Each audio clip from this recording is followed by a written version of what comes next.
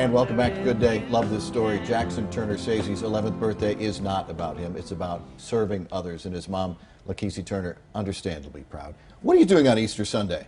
This Easter Sunday, I'm going to be feeding 250 homeless people at Dallas Life Homeless Shelter.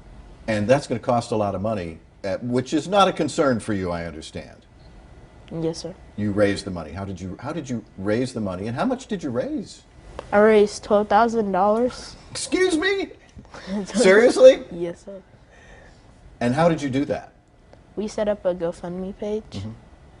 And GoFundMe is an online, for us old guys, we don't know that kind of stuff. But people can go online and make a contribution to support a cause like yours. Mm-hmm. There's a bunch more. Mom, where did this idea? When we talked the first time, you were crying on the phone. You're so proud of this Holding kid. back the tears now.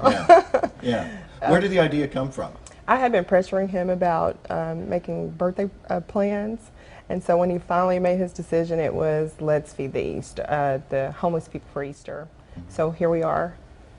Right, and you found an organization. Did that take a little detective work to find an organization you wanted to work with? It did. Then? It took a couple of weeks. We couldn't get our first one confirmed, and so then we tried Dallas Life, and they were, yes, please. And so we found out we'd be feeding 250 people, and Right. I was like, oh my God. So we're going to have to get the community to help with this. Right, and so you actually, Jackson, went around to business. I mean, I'm picturing you walking in, dressed the way you are right now, and going up to somebody and saying, I'd like you to support my cause. How could anybody say no? What kind of reaction did you get? I said, sure, I'll do it later. Yeah, and a lot of people ponied up. You're actually going to have some volunteers helping serve those meals on Easter Sunday, too. How's that going to work? Well, it has to be commercially cooked. Mm-hmm. So we're going to have Tootie's Grillin' More provide the food. Okay. And $12,000 is going to go way beyond feeding, 250 people for one day. You're going to have money left over when this thing's finished. Mm-hmm. Yes, sir. What happens with that money? Well, we're going to be still raising more money, and we're going to do this for next year on Easter. Yeah. So after you're done being president of the United States, what comes after that? I don't know.